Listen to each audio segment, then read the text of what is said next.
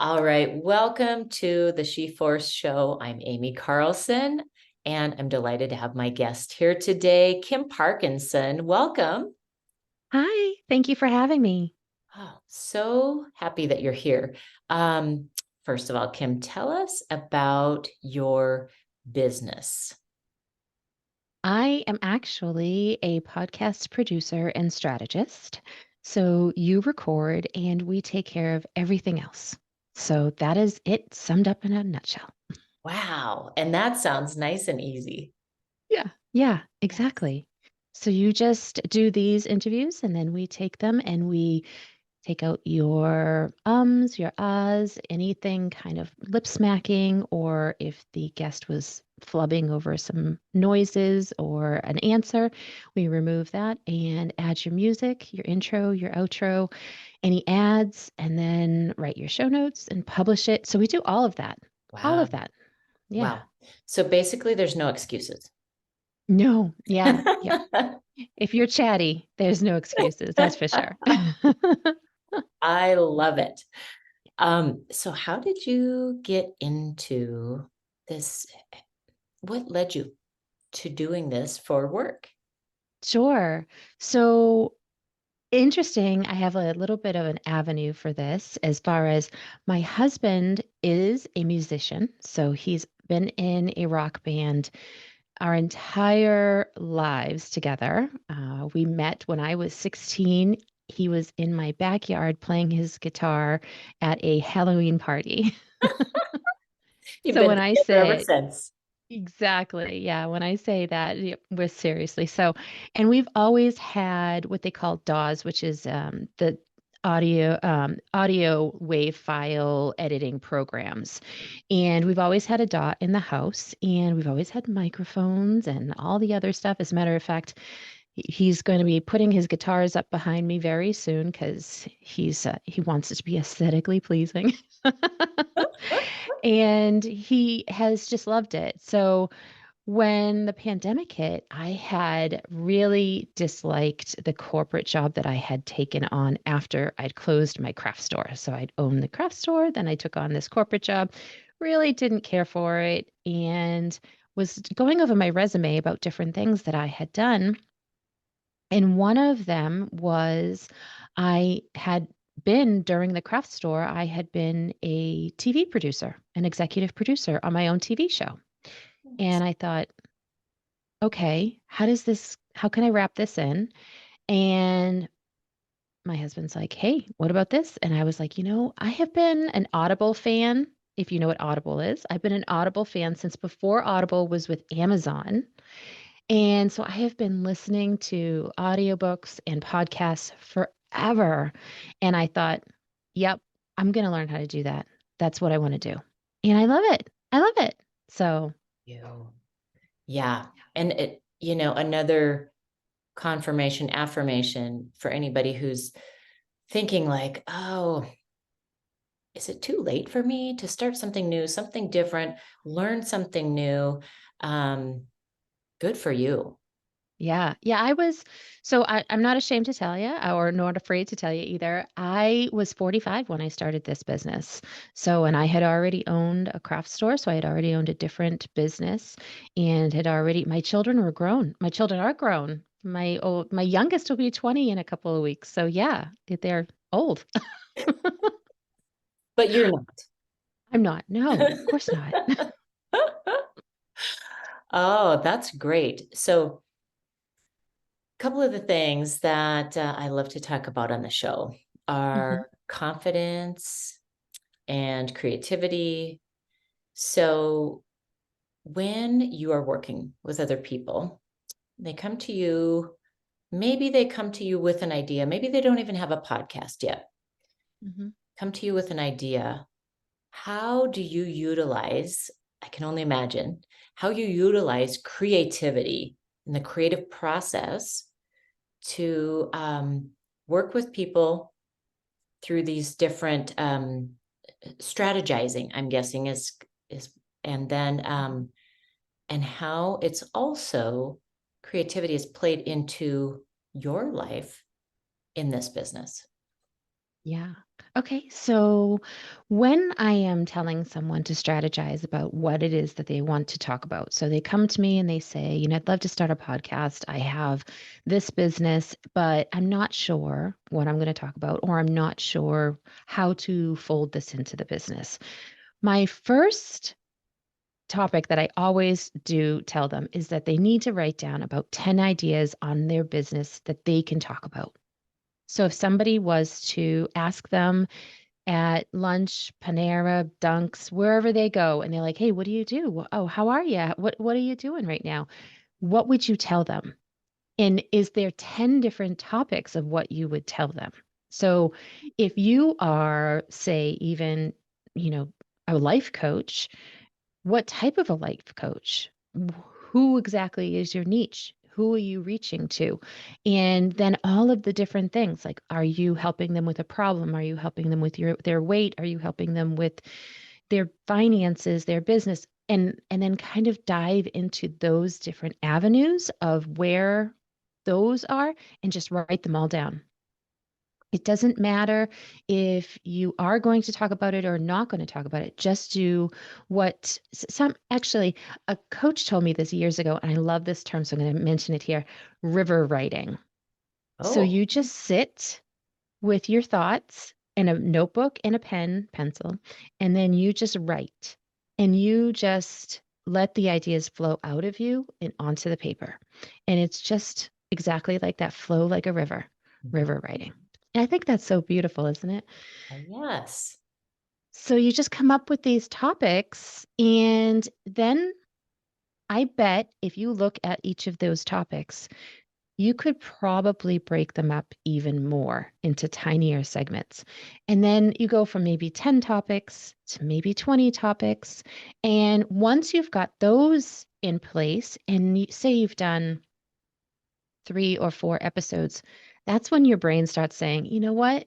Yeah, let's scrap that one because this one's coming in, this topic's coming in. And you just let that go.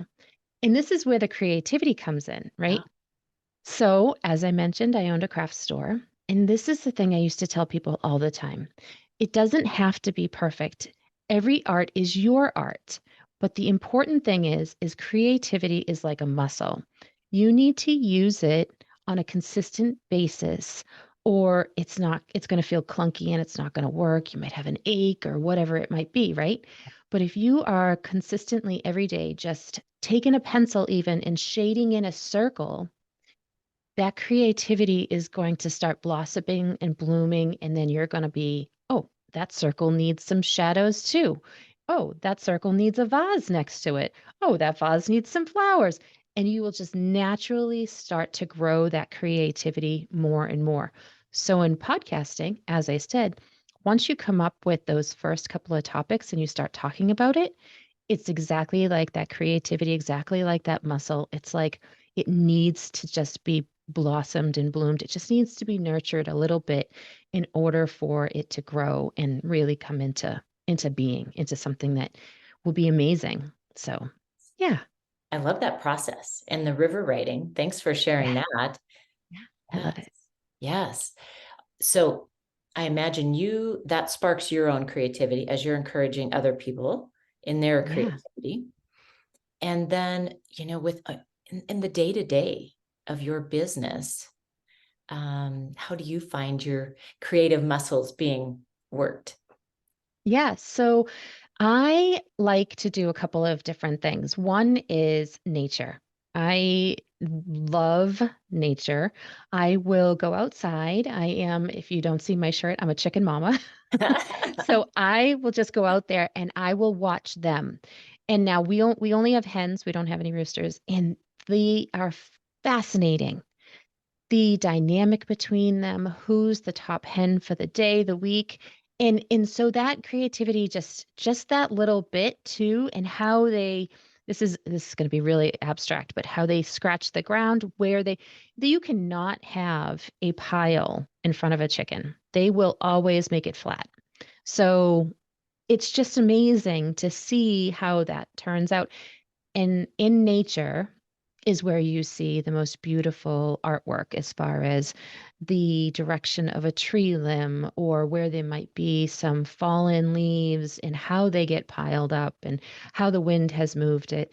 And any of that is just really, it's just very inspirational for me to be there and to see some of that. So I really draw on that, definitely. Oh, I can totally relate to that.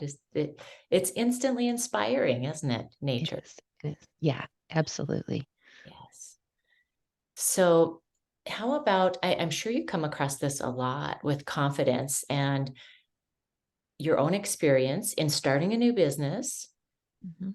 and watching your own create or your own confidence grow, as well as working with podcasters or potential podcasters if they haven't done it yet, Mhm. and watching their confidence grow. Yeah. The nice thing about podcasting is it is actually not something where people have to put their face forward typically, right? So I know that you're doing a video podcast at the same time. Great, but not everybody has to. Right? If you are not comfortable and you feel like you need that little bit of time, then don't record the video or feel like you're just on the phone with a friend, you know, and have that confidence build that way. Now, I do suggest that you record a video if you can, because you never know where you can use it later on, with an audiogram or YouTube or whatever. If you decide to go that route, you'll have it.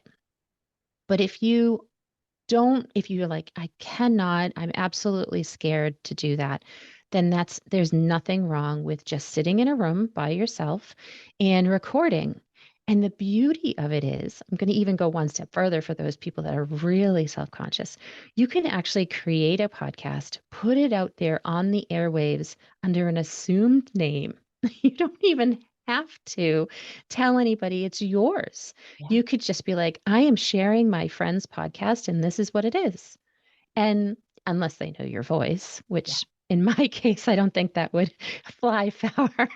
Many people know my voice. So, but in a lot of cases, it would be something that people could actually do and they could get that out there and people would listen and they'd get that feedback, Yeah. that almost like anonymous feedback, right? Oh, Like, oh, I was afraid and I put that out there. But here, now I've mentioned my friend's podcast and people are loving it. And I guess what I'm doing is working in the right direction. And then you can just be like, oh, my friend added me as co-host and now it's just me. No, I'm kidding. I don't know how you would do that, but it's a confidence booster yeah. regardless. Yeah. Yeah. A little workaround to Hmm. get, instead of putting it off, Yes. and to get Yes. that, 'cause sometimes it's the first step is the hardest. Yeah. Yeah. And sometimes it's being on one too, right? So that could just be a nice, easy segue into that as well, is just accept interviews for other podcasts, go on to somebody else's and just get to know each other through that and get the confidence that way. Another one to get started, which would be really simple and easy, is like if you joined a networking group, right? Because you always have to do that little 60-second pitch in the Yeah. networking group and you're in front of a bunch of people. So just that little bit of confidence, just doing that, and then you're comfortable with that. Well, what's the next step? Talking for a minute? You've already done that. So now talk for 5 minutes and then talk for 10. Yeah, we'll just build it a little Yeah. bit every day, right? Yes, absolutely. What have you noticed when, because I feel like, with social media and now these other platforms, for um, podcasts and such, the ideas of visibility and voice. Um, we all get to face our own fears that we have. I imagine everyone has some kind of fear around um, either or both of those. And so, as you have watched people grow in confidence, and I'm guessing you are particularly keen to hearing it in in their voices as that confidence grows. Yeah. Do you want to share anything about what you've noticed when you get to witness that confidence boost that you see happen over time? Yeah. It's actually a beautiful thing. And I'm going to tell you, I know I have a client. She's on hiatus right now, but I have a client in mind. And I can tell you when she first started, it was rough. She would stop and start a lot. She would lose her place and then she would re-record, and which is great. That's the ability, right? You can re-record, you can stop, you can start.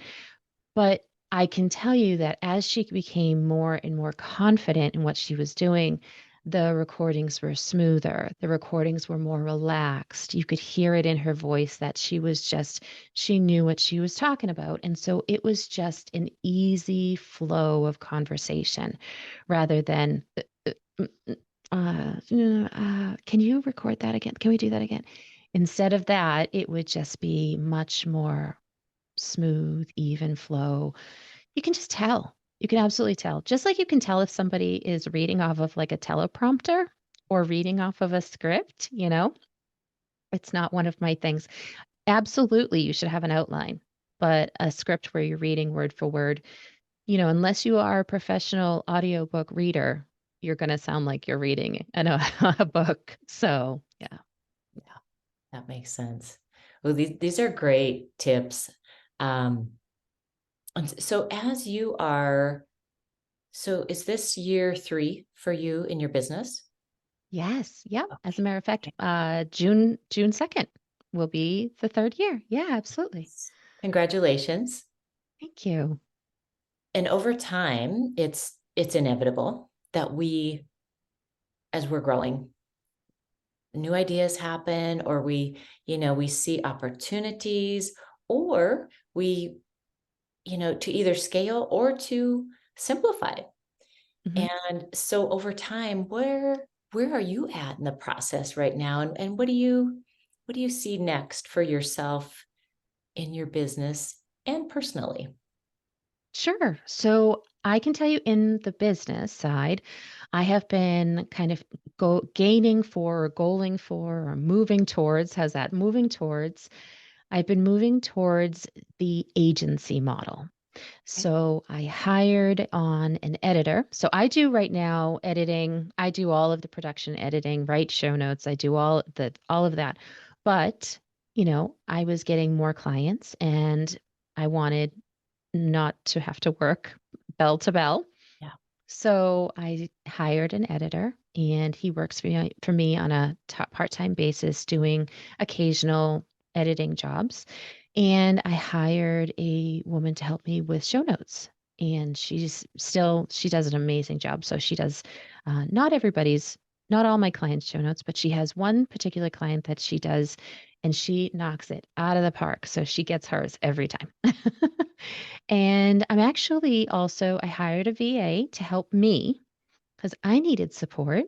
Yeah. And she actually does do one client's show notes too, because she wants to get more into it. So I'm kind of mentoring her into that role too. So I think that's a great avenue for somebody that might want to expand their VA business into something different, or any business really. But I have been moving towards that agency model, and I'm looking at expanding some more, in the coming months.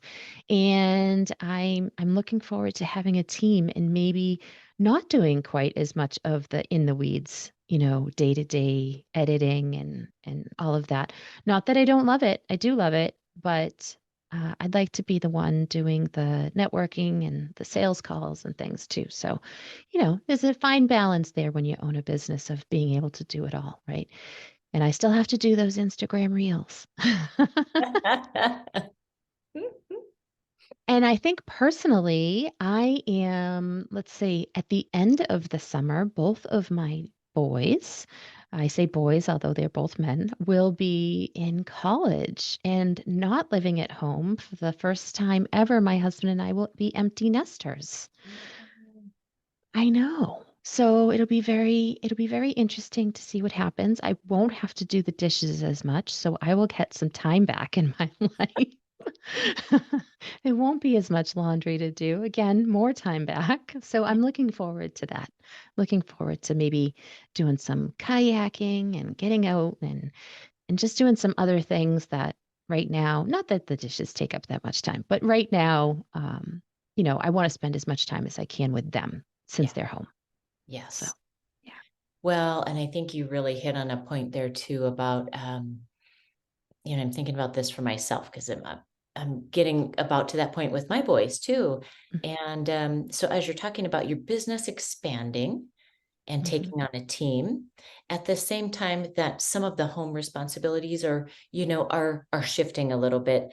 And so yeah, I'm thinking that about that. I'm putting my hands out like a scale kind of Yeah. that I'm considering that, you know, where our energy goes and what our priorities are at different times and how we honor that. And then now getting ready to, you're pre-paving a new chapter, a new version. Yeah. Yes. And I wish you well with that. And I thank you so much for your time today and your advice, whether people are considering doing a podcast themselves or not.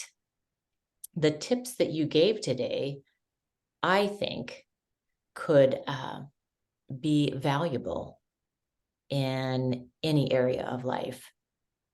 Yeah. I Yeah. hope so. I I hope people can take some tips and just even use it even in just their content that they're going to provide, whether or not that's even blog writing or just their social media content. A little bit of getting out and just getting those words onto paper or just that networking bit. Yeah, absolutely. Yes. Any of it. Is there anything that you didn't get a chance to say today that you feel inspired to add here as we finish up? I think that this has been amazing. I think I love your series here, and I wish you all the best for it. So I'm good. Yeah. Thank you so much, Kim. And what a pleasure. And to our audience, I always remind people that when we take in information, anything that really strikes us, move on it. Mhm. Information without integration gets very heavy. So whatever has sparked you today, right after this, go ahead and take action. All right. Thanks, Kim. Thank you.